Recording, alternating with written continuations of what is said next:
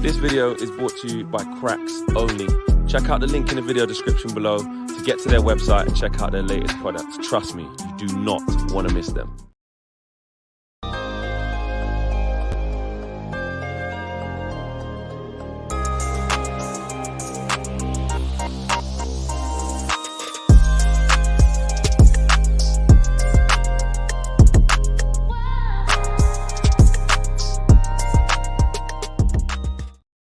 Yes, peeps, good morning. Happy Wednesday, 24th of January. Welcome to United View. Welcome to another transfer view.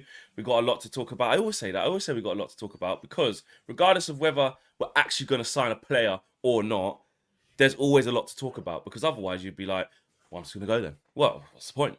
You know, and you get like me playing the FIFA yesterday. You get very dismissive of people and very angry, you know. Yeah. Yeah, I do want to apologise about yesterday. You know, I was actually I don't want to say sorry. That is prime thief. That is what it's supposed. That is why we all love playing it because that's what it does to you. You know, goals aren't valued. Goals aren't valued. You know what I mean? That's the thing. Goals aren't valued. Yes, exactly. Goals aren't valued. But morning to everyone. Bruno says, "Here we go. Let's see who's in the chat this morning. Let me know where you're watching from. Let me know what you're up to." Oh gosh, Louis is just angry. Well, that's just monetization already. Yeah, jeez.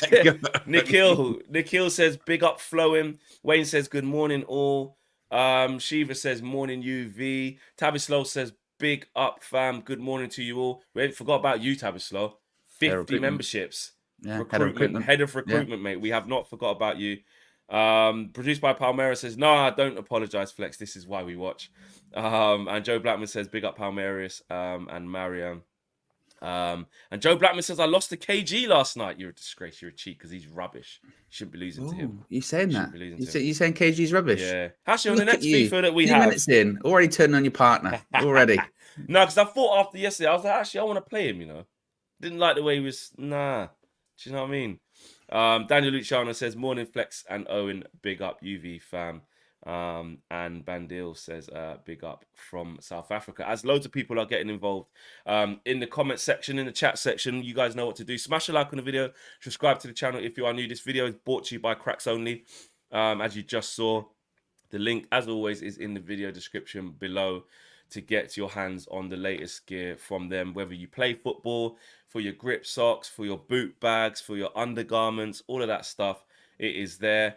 Whether you don't play sports and you're just interested in the streetwear, they've got hoodies, they've got tracksuits, they got big jackets for the winter over here. They're doing big things out there in LA, but they do cater for us over here in Europe where it is absolutely freezing, or wherever you are where it might be freezing, i.e. not LA. And Alfredo and the gang are doing really good stuff over there at Cracks Only. They've got some MLS players wearing their stuff. They've got some college players wearing their stuff. So they're really on the up and we're really excited and pleased to be collabing with them. Manchester United transfer news. We're going to kick off by talking about Eric Choupo-Moting loan talks. Oh, a little slash there. A little bit of a slash there. Why not? Why not? Why not, mate? Slash because it could be others. Well, maybe other people.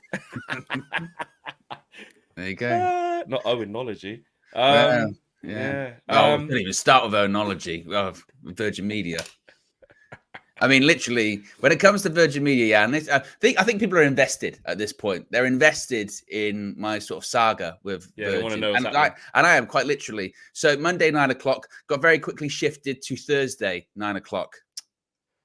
Well, no, actually, that's wrong. It got shifted to Monday 9 o'clock, got shifted to Tuesday 1:15. Now that got shifted to Thursday 9 o'clock. So Virgin Media disgrace and a cheat.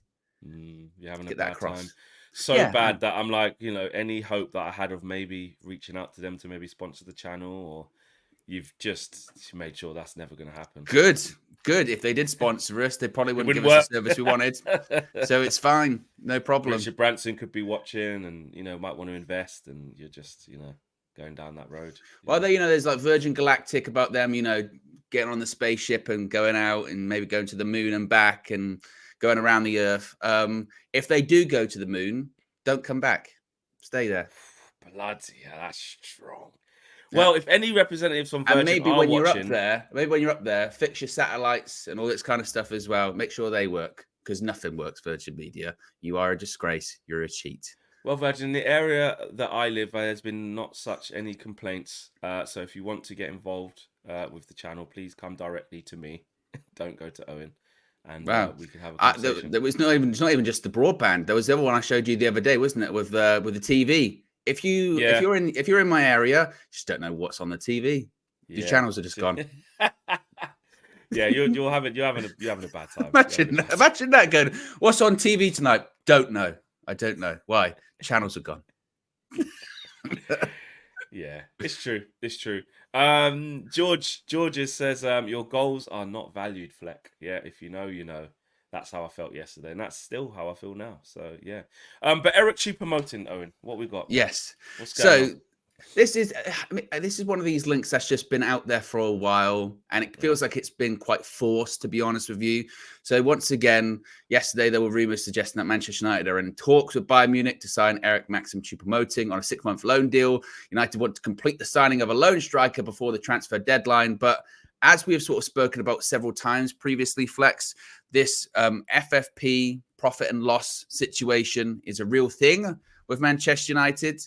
And even Choupo-Moting, this is something I was reading just as well, because I do think there is something to the links in terms of that his agent is actively trying to get him a big move, because that's what his agent does, is get him big moves, whether it's PSG, Bayern Munich, and possibly Manchester United. Like Thanos with the Infinity Gauntlet, he's trying to put all of these stones to these different big clubs that he can appear in throughout his career.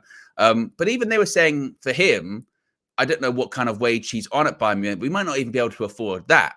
So as time goes on, I mean, it's January 24th today. There isn't that much of the month remaining, to be honest with you. No, and things are. The late doors. I mean, look, last year we got Sabitzer in 24 hours, right? So anything is possible. Molly May settings. Everyone's got 24 hours. It's about how you spend them, right? But in that 24 hours, we would have to, I guess, sort out some finances, find a deal that we essentially get a player for very, very, very, very, very little.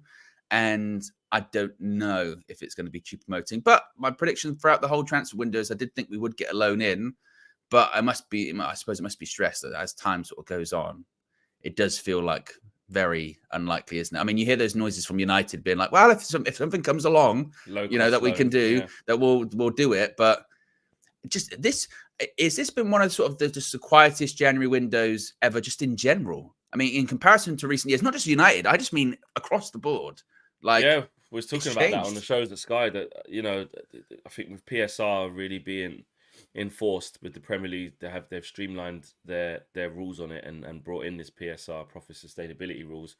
And clearly we've seen they've slapped the book at Everton in this season. Now we've seen that they're about to, or they're in the process of slapping the book at Everton and Forest again. Everton again and Forest. Now they have said that there is a date for City's 115 charges. Chelsea one we don't know yet, but from following what Newcastle are doing and what their CEO is saying, so I had to look into that as another piece. It's like it's really real. It's real, and Man United's line to us has always been the same thing. That we can be stung by it, and we've got to be aware of it. So this is no different. This really is no different, and that is what's killing us. I mean, this time, and on top of that, the club isn't in a healthy position too. We're not like Newcastle, whereby we actually do have all the money to spend, but just can't because we don't create that revenue yet. Newcastle's revenue for last year was 250 million, I think. And Spurs is the next one up from last year, and they haven't even put out their figures yet. It's 444 million. That's Spurs. So that's how far Newcastle are behind in terms of they don't generate that level of revenue yet, so they can't spend that. Yeah, they've got this money. They've got this money that they could theoretically spend. Yeah, but because of the rules, they can't invest it. And that's when allegedly Manchester City have sort of circumvented that same issue 100%. by suddenly getting these huge sponsorships that then inflate their revenue, so suddenly they can spend more. Yeah. So that's kind of the stick that's kind of beating Manchester City with. Whereas United, this is what we've always said, isn't it, about whenever we were talking about sort of Qatari money or just sort of huge money, is that Man United, ironically enough, have never needed that because we generate so much. So that, if anything, just goes to show just how bad of a position that Man United are in, that our revenue streams are so high, and yet we still find ourselves hamstrung from FFP because really, and again, this is when everything I always say circles back to recruitment, is our recruitment has been so bad for so long that it really has finally started to catch up with us. I mean, I spoke yesterday about Kieran Maguire, he's the football finance expert. He does a lot of stuff on social media. He goes on Sky quite a bit as well. And he posted the thing saying, Manchester United have, in terms of transfer payments that they still owe to pay, is like £364 million, which is the top out of anyone in the Premier League. And I took those images, he put some graphs on Twitter, and I posted them. And some of the responses I got was, this is just, every club does this, buy now, pay later. What are you talking about? It's Glazonomics. And ironically enough, Kieran Maguire actually responded to that tweet. There was one that responded to me. And he said, yes, lots of clubs do it, but Manchester United are only owed £60 million in transfer all the fees other people back to them. Who was cussing you. So and just to sort of again put that into perspective, even if you put into we owe £364 million in terms of transfer payments, if you take off that £60 million, we are still top of the Premier League rankings for the amount of transfer owes, and the closest is Spurs on something like I think it's 200-ish, around the 200 figure. So we are still not only top, but considerably top in terms of the money that we still owe to pay. And some of those fees might not even be for people that are even at United anymore. Like that's a real possibility too.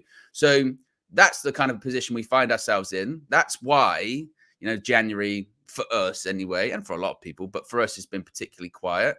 And that's why when you hear these stories about Casemiro, about Rafael Varane, about Anthony Martial, about really anyone you can think of that's on a reasonably high wage at Manchester United, Jim Ratcliffe to Dave Brailsford, now Omar Barada are looking at those numbers going, that's just ridiculous for the return that you're getting. I mean, we've spoken about this before, haven't we, as well, saying that would be one thing if Man United were top of the league, dominating the Premier League every single season, winning Champions Leagues, you'd go, woof. You find yourselves in a bit of a difficult position financially, but it's paid off sort of thing. You're winning trophies. Where are we in the league? 7th or 8th. We haven't won a league title in a decade. So there's been no return on investment. No, at all. None of it's been good. And then you still owe all of that out for players who ain't even here anymore, half of them. Do you know what I mean? Because they were that bad. It's like, do you know what it's like? It's like leasing a car and you don't get gap insurance. And then you write your car off. And then you have to keep paying for that car even though you don't have it no more. That's because that's what gap insurance stops you from doing. You know? And they say that is the worst thing to ever do because you don't want to be stuck with, having to have a huge outlay for a car. Well, even that it's like been destroyed. I don't know. It's like you're buying a sofa, you're paying for it through Klarna payments. After 6 months, you go, sofa don't fit in here. Damn, shit. I can't get a new one. I can't get a new one. You're still paying it off though. Like 3 years later, go. Then you go take out finance on another sofa and bring that in. and that one you go, doesn't really match the flow of the room. Actually, damn, Exactly. it's the wrong color. I thought it was a different color. No one's saying that that's not how transfers are conducted and spread out. But when you keep getting that wrong continually over and over and over and over again, you end up with almost like a whole squad that's just not there anymore that you're still paying for. Painful. We shouldn't really laugh because it's shit. Like it's so bad. But it's so bad, and you have to sort of sometimes say to opposition fans, like you've got friends that are opposition fans, and they'll sort of go, "What's going on with United? Why are United so rubbish?" And you have to kind of sort of explain to me, go, "It's really bad. Like the recruitment is." I would put up. I think our recruitment not only is worse than the league, it's got to be worse than the world. I can't think of anyone that's got the sort of worst recruitment than Manchester United over, the last, 10, 15 years? No one could touch us. Barca come close for a period of time, but, I mean, they still managed to win stuff. We've done nothing, So, and then we find ourselves in a situation with Choupo-Moting, which, again, I don't think is going to happen, but alone is possible. Yeah, I think alone is possible to finish off on that. I mean, Romano did say, I think it was a couple of days ago on that court offside, I think he's saying that, he is open to coming to United and United have been talking to his agent. So I do think there is dialogue there. I wouldn't say that definitely won't happen. Am I 50-50? I think I might be, I think I might be. I think we could easily not get him. But at the same time, I could see it. I could see it. I'd probably say 60-40 in terms of him not in terms of not happening, I'd say. We're in such a weird space, aren't we, when you think about it? Because you talk about getting him in, Choupo-Moting, and you go like, how much of a difference do you think? Don't even start, Kristen. He's right. I'm That's struggling. exactly what it's like. I'm struggling. I'm struggling to get through this show. I mean, but yeah, if he came in, do you think he makes a big difference this season? Do you think he's the Not difference really. between He'll us just play getting European football? No, he'll just play because Hoyland's always going to start, isn't he? As long as he's not injured, he'll just help out Hoyland a little bit here and there. Might get a start here or there. Come on in games, but no, not really. Because Not this is really. the danger that we have as well. Like if he were to come in and let's say like he did well, you know what I mean? Then you get the people going, oh, actually, you know, maybe. Mate, he scored 17 goals last year. But that's He what I led the line mean. for Bayern. That's what I mean. He led the You line for know, Bayern when they got rid of Lewandowski and the Mane situation happened and he wasn't an out-and-out striker and then they panicked. I was talking to Kevin Hatchard, the Hatch, Bundesliga expert. He was like, listen, I know you Man United fans, or not even United fans, us here in Europe, sorry, in England, in the UK are like, Choupo-Moting, Stoke, dead, rubbish. But his reputation in Europe is not that. His reputation in Europe is that he's the perfect guy to be just that. Come in when you needed. Don't kick off. He wouldn't, would he? Because he's gone to PSG and Bayern. You know, so he's like just happy to be here. When you need me, I will play. I'll do my job. When I'm not needed, I'll just be a good team player. Really good for the dressing room. They were singing his praises, mate, to the point where I went, Kevin. I said, "Oh yeah, really." is there an argument to be made though if you I was like, "Let's play get him." if you play up front for Bayern Munich in the Bundesliga, almost Yeah. irrespective of your quality, you're probably going to score like 15 to 17 goals a season. Well, If you put Wout Weghorst up front for Bayern Munich, yeah, how many goals would he get in a that season, league, do you think? yeah, he's definitely getting over 10. He scored goals in the Bundesliga for Yeah, Wolfsburg, didn't he? Wolfsburg. Yeah. And it's a good record apparently as well. Yeah, exactly that. So you know, there is that feeling to it, but just he was more not. Kevin wasn't saying you should get him because he did score like 17 odd goals last year. He was like, just for what you need as really short term in terms of getting a professional who understands that better than anybody. He's your guy. PSG. He said PSG fans really thank him for that, you know, because obviously Cavani was injured loads and stuff like that, so he would come in and do a job. And same with obviously last year, like I said, with the Lewandowski thing happening, and then Mane coming in, and then they didn't have a proper striker, and he just did his job. And the same again this year. Ain't gonna moan. You know, Harry Kane's the main guy. You're hardly gonna play. Do you know what I mean? So yeah, I'll go Man United and be behind the 20-year-old kid who, you know, might struggle to hit a barn door, and then I'll get a couple of games. Put Man United on my CV for 6 months. Yeah, I can I see wouldn't him be saying, against "All it. right, I'll go there." Yeah, I wouldn't be against. I wouldn't like. I'm not against really any loan because we need an extra player. You know, I think it's just important that if that does happen, we don't freak out in the set. You know what I mean? And go like, you know, this is where United are. Yeah, this is where United are. We need to. And I don't think. And I've also seen people, I think, unfairly trying to use us being linked to Choupo-Moting or these sort of, shall we say, lesser sort of strikers that wouldn't usually be here as sort of a Yeah. stick to hit Ineos with. I thought things were going to change under Ineos. No, yeah, you can't They do can't that. do anything about that. Like, you know If what I they bought mean? Choupo-Moting in the summer for three-year deal, then Exactly. you know what I mean? Exactly. But that's Exactly. not what's But happening it's here. not the same. No, I agree. No. Let me get this up. Bruno says, I say scrap signing anyone in January. Focus on having the right people in place for summer. Barada, Dan Ashworth / Paul Mitchell. I can 100% get behind that. Me and Owen, funny enough, were literally talking about that, but just before we went live, sort of saying, look, if we don't get anyone, it's not the end of the world. I think we said it on the last stream, me and you, when we was like, well, a couple of streams ago when we were talking about this Choupo-Moting thing, was like, listen, if nobody comes in, it ain't the worst. We're probably not going to get top 4. We're 11 points off. There's only one space to get out of the top 4 because the top 3's set. The top 3 as it is set. It's Not Villa according in to 4th. Marcel. Not according to Marcel. Not according to Marcel, because technically, you know, Arsenal and Spurs are kind of near the same points, and Villa. So if you kind of pip one, you could pip a couple, and you could finish 3rd. I get why he thinks that, but for me, there's only one spot, and that's between Villa, Spurs, us, And obviously, Brighton might be that pest that won't go away. I think West Ham will fall down. So I don't think we're going to finish above Spurs and Villa. I really can't see it. We're looking at, aren't we? We're looking at it's that territory where you have to stop being specific about European football. That's what we're looking for this season. You know what I mean? You go, what kind of European football? And you're like, no. You know what I mean? I'm not sure it's going to be Champions League, but if you can get into any kind of form of European football, I suppose that's really where United are at this season, to be honest with you. And that's probably, one would think, that's what Ineos would probably be saying, wouldn't it? Just see what you can do. Finish and when the inevitable happens, which like Højlund will pick up a little injury or a cough where he's out for a couple of games, and then Martial's still mashed up from his operation, and then we will have to put Rashford up front, and it won't look good. Like that's probably going to happen if we get nobody. Like Højlund can't play 90 minutes every game, like all the time. So we will have to have a couple of games of Rashi through the middle, or because while Martial's not back yet, there's no other option. So when that happens, we just have to have a little moan and just get through to the summer. But that's why if Choupo-Moting did come, I wouldn't be angry. Like I'm not angry either way. Yeah, it's a weird one because you're not writing the season off, but there is this sort of thing in your mind going, well, we are just getting to the end of the season. We hope that this season we can get something out of it. Like I say, any form of European football, let's see how the FA Cup goes. But with all of these things that are being put into place, there is a kind of acknowledgement that, okay, it's definitely like a next year thing we're looking at already. Yeah. Ash Odu says, okay, I hear the possible sales, but who are we building the team around, or who becomes the spine?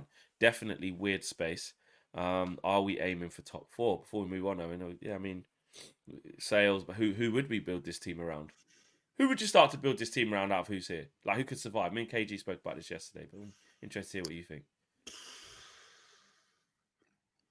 I mean, you'd probably get into people like Kobbie Mainoo, wouldn't you? Absolutely.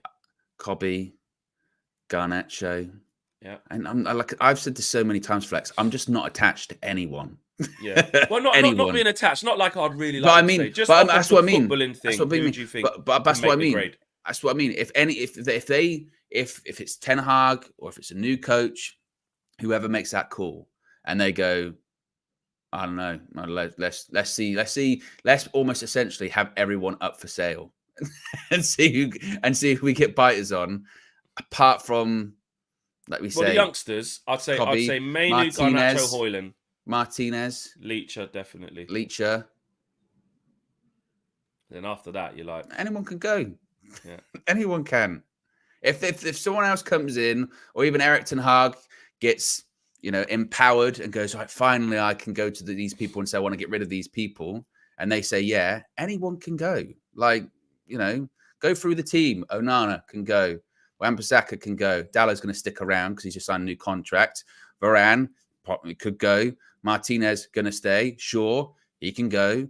Casemiro, he can go. Bruno Fernandes, I mean, he's captain, but stranger things have happened. He could go, and I wouldn't be against it. That's not to discredit what he's done, but if they want to go in a complete direction, cool. Rashford, he can go.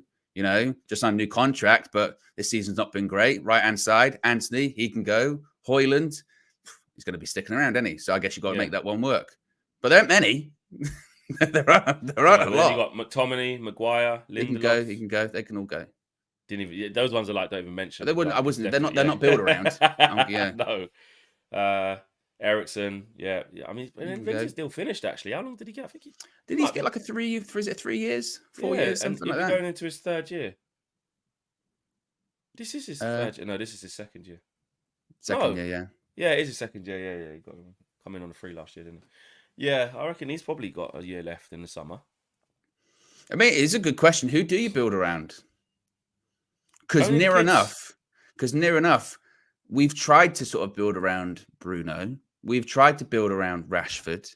We've tried to build around those sort of key players. That's the spine there. The spine is you build around Leacher, Mainoo in front, Højlund, Garnacho on the left. That's the future.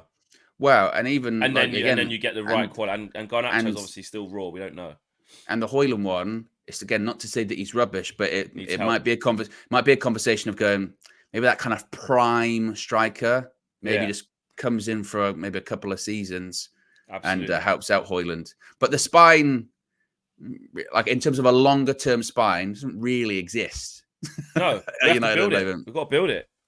It's funny because last season it did. We were like, look at this spine. De Gea, Varane, Casemiro, Bruno, and then up front, Ronaldo. What a spine. It's gone. And Sancho. Spine's gone. You know. Spine's gone. Exactly. Mate, all the limbs are gone, not just the spine, the arms, the legs, the bloody cranium. Everything's gone. Everything's gone. Everything's gone. Smash a like on the video if you haven't done so already. We are just under 1,000 people watching live. Got 132 likes. Let's get to 200 fairly quickly. We do it in hundreds. We do it in small increments. Okay. Let's get to 200 likes, please, guys, and get involved. Where are we at now? Okay. Let's switch it up to Ineos making more changes, Owen. Yeah, so there's quite a lot actually this morning with Ineos and more changes. First of which, we saw a departure because Sam Barnett has left Manchester United after 7 years at the club. He joined in 2016 as a player accountant, which involves spending a significant amount of time on player contracts. That went well. In January 2020, took on a new role of football negotiations manager. His primary focus was with the women's and academies teams, although he did support with the first team when required. In addition to that, Laurie Whitwell from The Athletic has written a big piece this morning, just really about how people are feeling about Ineos and Sir Jim Ratcliffe and Sir Dave Brailsford, since it's a month today, actually, that it was announced, the deal was confirmed, still waiting to be ratified, of course. They're expecting that's going to probably be in the next couple of weeks, I would have thought. But Laurie Whitwell has said that many in Manchester United's football department have been left, quote, buzzing by Sir Dave Brailsford's introduction. His and Sir Jim Ratcliffe's emphasis on elite performance struck a chord with people who'd not heard that type of talk expressed by the hierarchy before. Sir Dave Brailsford's next task at Manchester United is expected to be the hiring of a sporting director and a head of recruitment to work under Omar Barada, which was said, I think, yesterday, that they're expected to be external hires, not internal appointments, as has been the case a lot of the time with Man United over the years. On the pitch, there is no sense Ineos is writing off this season. So Jim Ratcliffe and his team want Manchester United to qualify for the Champions League because of the prestige, but also help significantly with financial fair play calculations. The tightness of numbers is why there is so little movement around signings, despite loan approaches from Matthias de Ligt and Eric Maxim Choupo-Moting. As we just spoke about, financially, United are in a bit of a mess when it comes to that. In addition to that, they're also saying that once Premier League ratification arrives, with early February earmarked, Ineos representatives are expected to speak publicly, including on the future of Erik ten Hag. Now, I think that probably would be sort of the dreaded vote of confidence midway through the season, publicly, just going, "Oh, we're back, Eric," and want to see the season. But I mean, there's a couple of big takeaways, I suppose, from all of that. One being, we just spoke about writing off the season informally by sort of going all these things. They say no, and they want to qualify for the Champions League. And when we were talking the other day, we spoke about, Omar Barada and these changes, and we spoke about it on a bunch of different shows with a lot of different people. And one of the questions we asked, wasn't it, Flex, is that, does this put pressure on Erik ten Hag? Does this put more pressure on Erik ten Hag? Some people said yes, some people said no. I myself, and I think you said as well, yes, it does, because he's now got 6 months essentially to prove himself, because he doesn't have the sort of safety net of can't really make any changes. This whole thing's going on now, and they didn't hire him. He's not their guy. Exactly. They don't have to get behind him and make sure it works because we invested all this. They didn't do it. But if they're saying, if they're in their meetings of Eric and they're saying, right, okay, cool, we're in, we want Champions League this season. If I'm Erik ten Hag, I'm going, oh shit. Because as we just said, there is one spot up for grabs, and United have to turn around their form this season and start getting points on the board and start picking up wins. And I hope maybe there's two spots for grabs. You never know how the season goes sometimes. You never know how it could play out. But certainly, then I would be like, if I'm ten Hag, I'm going, we've really got to get some results. Because, as you said, Champions League, that's what they want. And two, and I mentioned this a couple of days ago, and I know what happens when you say Ten Hag might be in a bit of trouble, sort of thing. You get a lot of pushback going, what about the players? What about this? What about that? It's not about whataboutisms. It is just natural in any form of business, let alone football. You have someone that buys into a company and they put in a new CEO, they put in new directors and executives. Only naturally are there going to be discussions about the manager. That is just how it works. If Erik ten Hag was top of the league right now, there would still be conversations going, I know we're top of the league, but we still good with Eric? Yeah, cool, no problem. Those conversations will always happen. When he was having conversations with Omar Barada, they'd probably ask, as a CEO, what do you think of Eric? You happy to work with him? Do you think we could do better? What do you think about his performance? Like, that conversation is going to happen regardless. But if we're not doing well and Ineos want the Champions League, then that's going to be very interesting, certainly. Tabistar says top 4, forget about it. 5th place, that's 15% chance. Good luck with the inept Erik ten Hag. He isn't changing Onana and Anthony/McTominay. Yeah, I agree with what you're saying. Like, we have to remember we can't live in cloud cuckoo land. That these guys are going to spend, or Jim Ratcliffe's going to spend the best part of 1.2 billion pounds? Where's 1.5 or something like that? 1.5 billion pounds, right? And just go with what was before him. He's got complete control of this side of things. And I'm not saying he's come in and wants to change everything straight away, because also what we've seen is that doesn't always work as well. If you make too much change too quickly and just start, being judged during execution. I'm doing a Todd Bowley and just going bang, bang, bang, bang, change this, change that. You also don't want that too. You need a calm head. You need a strategic head. And I think that what the piece of what Laurie Whitwell has written today is really highlighting that, talking about the impact that he's had within the first month. Just like the beginning of the article says, it's been 1 month since the Jim has basically come in, but the momentum he intends to bring to the club has already been evident. He has rallied staff across United with pledges to raise standards, spoken directly to fans about his plans and meetings lasting several hours, attended his first game with the co-owner alongside Sir Alex, and most significantly appointed a new CEO from rivals across town. All of that's within the first month. So that is, again, not and without being ratified. We're fixed. And yeah, exactly. That's without it even being ratified. So that shows you that these guys are not afraid to make big decisions. The same way how they've just brought in a CEO from Manchester City, which is massive. All in one day. Seamless. City statement. We're sorry that Omar is leaving. We wish him the best. Bang. Man United statement. Omar is our new CEO. He's that's insane. And they earmarked that guy as well. This is also worth pointing out, particularly when it goes to the future of Ten Hag. Like, they see someone they like and they want, even if they think they're attainable or they're not attainable, they're like, right, we're going after him. Yeah, and they did that with this guy. And again, they could have just made Jean-Claude Blanc the CEO. No, we got a different role for you. You're going to be the eyes and ears on the ground, and we're going to appoint a CEO that you're going to work alongside, and you're going to report back to us. You're our guy. They could have made, say, Sir Dave Brailsford that. No, we know what Sir Dave Brailsford is good at versus what he's not. That's not going to be the right job for you. We're going to get this from outside the club, and we're going to get the best in class. And obviously, we're going to do a little bit more digging on this as well. And there's a video coming out today with some more opinions on Omar, because I really want to collate as much as we can to get a better, accurate picture of what he does. But it sounds like they've literally done that. And anyone who's anyone in the sports, in the football industry, is talking highly of Omar Barada. Fact, they are, because you're not involved with that City group setup. Yes, 115 charges, etc. I get all that, but it's true. Even if they broke some rules, let's say they have or they haven't, whatever. They've still bought these types of players. They've still sold these types of players. They've still got things right. Do you know what I mean? So he still has a strong reputation within the game. Yeah, certainly. Exactly. So we'll have to see on that. On a super chat here, I want to get that out.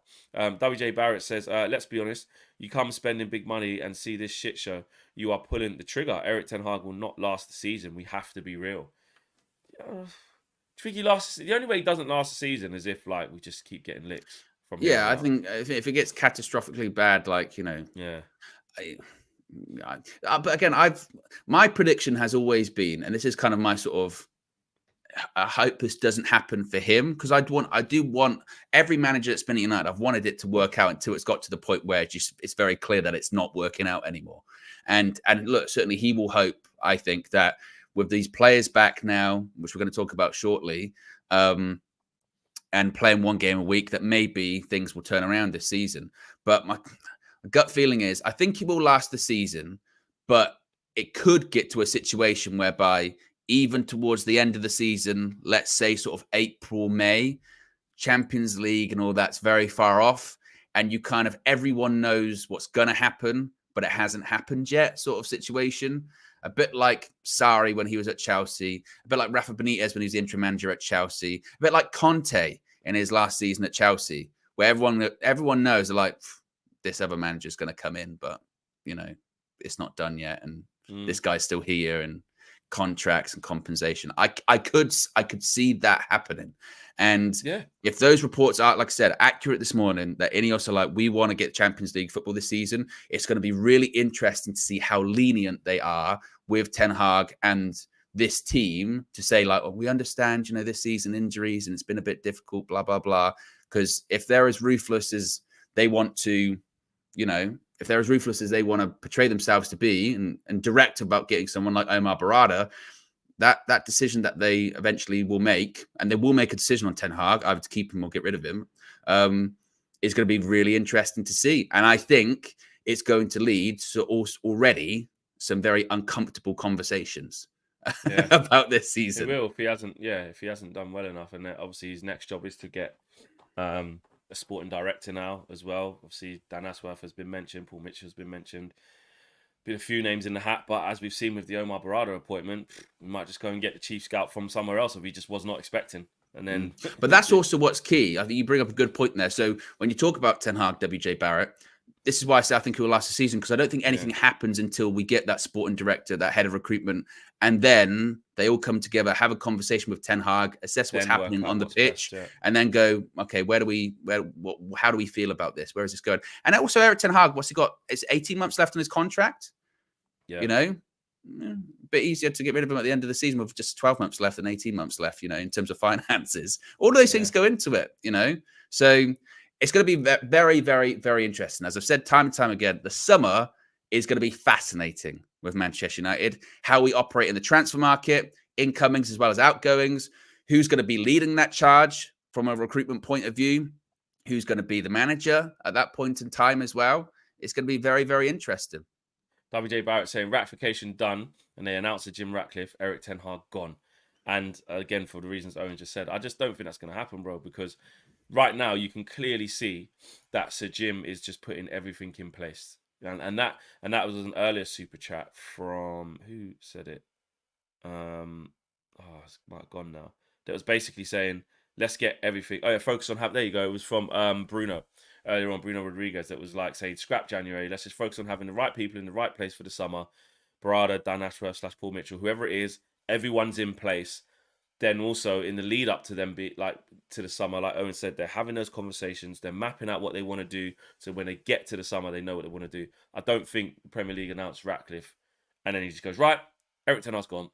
No, imagine he gets completely ratified, gets congratulation email from Eric Ten Hag, you know, congrats, really looking forward to officially working with you. You're fired. No, I don't think. I'm not sure that would happen. Like I said, this is why we're in a strange situation, as I referenced earlier, because as much as we want to get something out of this season, all eyes are really looking forward towards the summer. All eyes are looking forward to getting people in place and then making big decisions. But at the same time, there's this emphasis on trying to get what we can out of this season as well, because it's not over yet. It's only January. So that balance is going to be really interesting too. Yeah, well, WJ Barrett goes on further again and says the only way we get top four is with a new manager.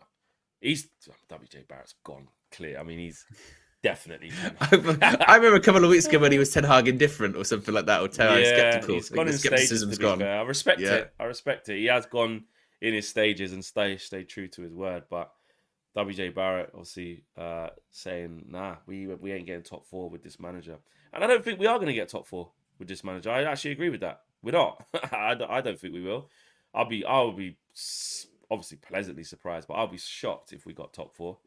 It's interesting, isn't it? Because if we had all of our good players all through the season and we were in the same position now, you'd be like, we definitely ain't getting top four. We have had injuries and we are now out of these competitions. So I think that's what people are holding on to, aren't they? They're talking about, and I suppose actually this moves on quite nicely to like Shaw and Maguire being back in training. So they released some pictures yesterday. You can see right there, Luke Shaw back in training, Harry Maguire back in training. Of course, Martinez was back, Casemiro was back, Ahmad was in training as well. So They're there's all a lot back. of We're people. saved. There are a lot of people back. So I think those people that are holding on to that are going, well, strongest team is near enough available now. We're going to be playing, less games. But as I've sort of said, we've done this with near enough every player this season when they've been returning, going, this player's going to fix us. This player's going to fix us. That player's going to fix us. And I would be very shocked to see. I mean, I'm not saying that Casemiro and Martinez won't make a difference. Of course they will make a difference. They're very good players. But I don't know if I'm expecting this radical transformation in terms of our play style of like, oh my God, suddenly we're playing this amazing football, because it's been a while since we've played well, Flex. And that's going into last season too. I was just sitting there thinking, you just said all them players at the back, Where is Mason Mount, man? I don't know. What's going on? Back on the grass, I think. Because you know what? I'm going to to be honest with you lot, You can call it Die on Your Sword FC or No Flex, you got this wrong. I still proper believe in Mason Mount, Like more, I know it's more than a lot of people. I know everyone's written him off. Shit, 60 million. That Mason Mount has scammed us. Look, I get the perception. And until the point where there could be, there could be a point where I go, yeah, you know what? Cool. Yeah. I was wrong. I still think he's a good player, and I still think he can be good for us. I don't know whether that's with Ten Hag or a new manager in the summer. I don't know. I just think there's going to be a point, and I could be completely wrong. Everyone's going to cuss me and say I am completely wrong. I think there's going to be a period where Mason Mount's really good for us. Problem is, Flex, for Mason Mount to be good for us, because I don't doubt his quality. I think most people were very surprised by the signing in the summer, wouldn't we? I mean, you can go back and watch, going, that's weird. Okay, we're going after Mason Mount, right? And our first signing. That's very strange. But to be a good signing for us, he's got to play. And this isn't even just at United. Last season, he didn't play a lot. He had a hip problem for a long time. He was out of action. He's injured. And now he's come to United, and he's had a couple of different problems, hasn't he? He's had, I think, a hamstring problem earlier on in the season. I think it was. Or was it a groin? I forget. This one, is it a calf? I think it's his calf. He's got a calf problem. Yeah. And you look at it and you go, that's like 2 years of football. I mean, he's missed more time than he's played this season. Yeah. Yeah, it's been a couple of different injuries, and he's number 7. Absolute nightmare. Yeah, exactly. It gave him a number. Like, it couldn't have gone more wrong in the first 6 months. It couldn't have, in true Man United style. And call me deluded, maybe I am. I just got a feeling that he's gonna come good, because I really like him. I think he's a good player, man. But it's who's better, Flex, Mount or Havertz? I'm saying that I think the best version of Mount is better than Havertz. Which signing has worked out better? Well, obviously Havertz has, because he's played. He scored a couple of goals. Like, even Arsenal fans were cussing him all at the start, saying how shit he is. And some of them still think they should never have spent that, because they've like changed their whole playing style. He hasn't. I'm not going to say he's been amazing, but obviously he's played way more, and he's had a played games. Of course, he's played games. He's played games. You know what I mean? Scored goals. But I honestly think Mount is better. Steve Gardner says Flex is smoking something. Mount is rubbish. I don't think he is.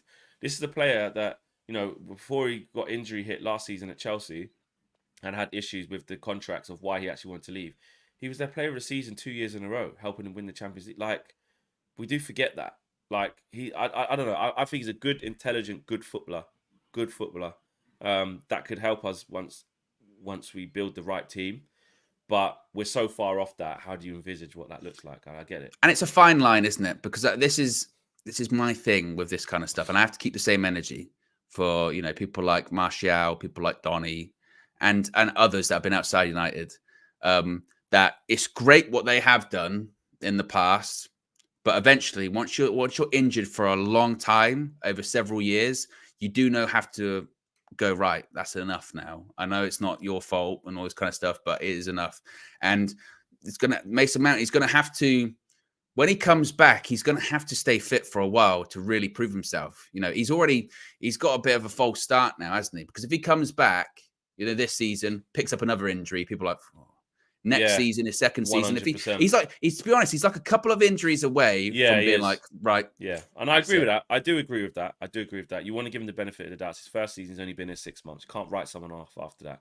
But Yeah. like you said, he can easily, very quickly become Donny/Martial. Yeah. Where it's like, waste well, if he can't get fit. and then you're having those 100%. conversations. A bit like, Jack Wilshere when he was at Arsenal going, yeah, but remember those game a few years ago when he was brilliant? You go, Yeah, that was a while ago. 100%. You know. 100%. The further away it gets from that, and I 100% agree with that. And I'm not gonna stick to my guns to be, stubborn. Just say no. Even though he's been out flex, he hasn't played for 9 months, mate. Like, do you know what I mean? Like, I'm not gonna Yeah. do that. I won't do that. But as it stands, I just feel that maybe it might have to be right this season off. He's going to come back, play a bit part, and then get a full preseason under his belt in the summer.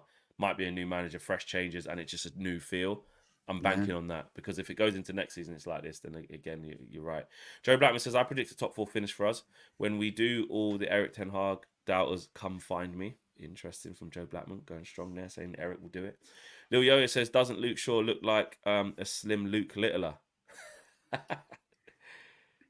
Oh, he does a little bit, actually. Yeah, he does a little bit. I'll give you that. Yeah. WJ Barrett says, LOL, my head's gone. Yeah, you're fuming, bro. You've been fuming for a hot minute. You've just been on a steady decline. Like, you were one of the biggest advocates. Always in the chat, always getting involved. Positivity. Positive, always positive. That's the big one. But now, jeez. Steffi Jenkins says, I've been a member for 16 months. Big up the legendary Steffi Jenkins. Says, hit the like button for Flex, Owen, Josh. Steffi Jenks. But after mispronunciations, she's changed the last name to Steffi Jenkins. That's what I'm saying. It's changed, mate. Changed. So now I can ride with it because it actually says it. So it's fine.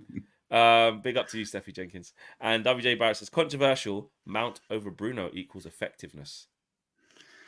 Oh, this is the thing. The Mount's got to play. Yeah. You know what I mean? Because if you're going to compare them... But if he did, in his best version of himself, of how he plays, it would help us play better football. His skill set would help us play better football. I don't like ifs. The one thing is, but Bruno's fit every game. Exactly. But that's the point. That's the point, isn't it? If you were going to make a decision, if it came down to you got to keep one, you got to sell one, Bruno versus Mason Mount, it'd be interesting what the chat thinks. But Bruno would win that argument. And the reason why, you'd be like, who's going to play? Well, you might sell Bruno because you might get more money for him. Then you can invest it in something you want. Like, must be about 25, 26. 25, 26. English, Premier League. Bruno's 30 this year, isn't he? Mate. I mean, we paid 55 I think people plus would 5. sell Bruno. We paid 55 plus 5 for Mason Mount in the last year of his contract at Chelsea. If you sold him at Man United with like 2 or 3 years left on his contract, he'd go for more. But Bruno's got like 3 years left, and he's Bruno. He's older, and he's not. He's an international talent. But then Mason Mount's stock has severely fallen, and we don't sell players for good as well. Maybe we will. Man United. Ineos. Bruno's attracting more P's than Mason Mount just because of what he's done. My initial question was, if you had to sell one and you had to keep one, who would you sell? Who would you keep? But you'd only really be keeping Bruno off of availability, which ain't the right reason to keep him. Because actually, if we want to build a new team and play in a different way, people could argue this would be the perfect time to move away from how Bruno plays. I'm not disagreeing with that, but I'm saying, would you want to? He's going to be available to play. Yeah. We can't answer that yet. Because, like you said, he's teetering on the edge of like, if it doesn't get to, he gets some game time for the rest of the season, coming back from this injury, then into preseason and is fit and can go. Then you're right. It's gonna get to, this guy's just always injured. Yeah, I think that's where I think it would come down. I think it's okay to say Mount's won the bloody Champions League. Yeah, what's Bruno won? Bruno's only won the Carabao Cup. At Man United. That was his first trophy. Yes, he didn't even win the league in Portugal, did he? I don't think. No. Was he part of the Euros squad in 2016 with Portugal? I don't think he was. He ain't won the Euros. What's Bruno's honours? Have a look. But this is what's interesting when you say if you had to sell one, you had to keep one. Bruno versus Mount. I think people would sell Bruno, not necessarily think about keeping Mount. Yeah, which I don't think does fairness to the question. You know what I mean? He's won Player of the Year at Man United. He's won the Nations League. He's won the Portuguese Cup in 2019 with Sporting. Oh, and he did. He won the League Cup with with Sporting twice. And he's won the Carabao Cup. He hasn't won a lot. Nations League. And that's Nations League shit, innit? Who cares about that? Really? Yeah, I know. Yeah. No one cares about that. Scrap it, Made up thing. Yeah. And I think, to be fair, did Mount win a League Cup as well? Or did he only win? I think he only won the Champions League. Well, Chelsea were weird because then the And Thomas the Tuchel, Super they got to like so many, because his Wembley record's terrible, Mason Mount, isn't it? They won the Super Cup, the Champions League, and the Club World Cup. That's all he's won. The rest is youth cups. But they should have, there was an FA Cup against Liverpool, Carabao Cup against But Liverpool. at the same time, as people point out, they can be deceiving, those kind of things, can't they? Because you can win trophies, and look at many Man United players throughout Fergie's dominance. I do not hate Bruno as well, by the way. I don't know how you arrived at that. Look how many people throughout Sir Alex's time got Premier League medals, and you're like, they got a Premier League medal, but this player hasn't. He doesn't make him a bad player. You can't just judge it on that. Exactly. And look, like you said, I think you can't doubt what Bruno's done for us since he's come. WJ Barrett says, I loved Bruno when he came, but without goals and assists, his football is horrible. Let's be honest. Flex, you did call it. He's done. Not got it anymore. Well, I didn't call that it'd be finished and crap and all this. Because you hate Bruno. All I did was, and this is what I'm saying. Someone said there that you hate Bruno. Well, no, all I've done was gone in his pomp, say, like, I could just see by the way he plays the game. I was like, when his goals and assists dry up, I think we're going to have some important conversations about what he brings to the team. And lo and behold, that's what I'm saying. And lo and behold, that's what we're seeing. I'm not saying it's all his fault. I'm not saying he's crap getting out. I'm saying there was a genuine conversation of when his goals and assists aren't there, what do we see? And so I think it was Cam, and he said this a long time ago. This is going back a couple of years. He said Bruno Fernandes is our Coutinho. And a lot of people at the time, went, we're talking about Cam. And you look back on it, it's got a bit of weight to it, where he's basically saying Philippe Coutinho, when he was at Liverpool, best player in the team, everyone's like, why don't you get rid of Coutinho? Are you kidding me? Yeah. And, scoring great goals, creating chances. You go, and I think Bruno's numbers are far better than Coutinho. Yeah, but the point being is that he was integral when he was young as well. And he got sold to Barca with the money that they got. They invested it wisely. But also there was an argument to be said that without him, they played more efficiently in the system that Klopp wanted to play. And the success then really started to roll in as well. And sometimes in systems, like quite strict systems, you can't really compensate for kind of freestyle players as much. You need sort of disciplined players involved in there as well. You need continuity and know what you're going to get. But also, I do think Bruno is somebody that, I'll be honest, I know you said like anyone can get it, and I agree if this element, if you get sold, it got sold. But I think if somebody came in and made a new team and made it really good, I think they would like to think they could get the best out of Bruno and get everything around him so that he's the cherry on top. I think the problem is we've got too many players that are like that cherry on top, or play in a certain way. If all of the rest of the team played in a really strict way and you allowed him a bit of license, then that could work. Like, say our build-up play was really methodic. The two midfielders behind him are really technical and keep the ball really well and got legs. The wingers, they tuck back in. They're really compact. They work really hard. Our striker holds the ball, makes amazing runs, really super clinical. Like, I think you could have Bruno in there. Like, he's not that crap where he can't play in a good team. He can. Yeah. But it's just how much can he change or adapt his game, because he is quite stubborn in how he plays. That's just who he is. So it is an interesting one.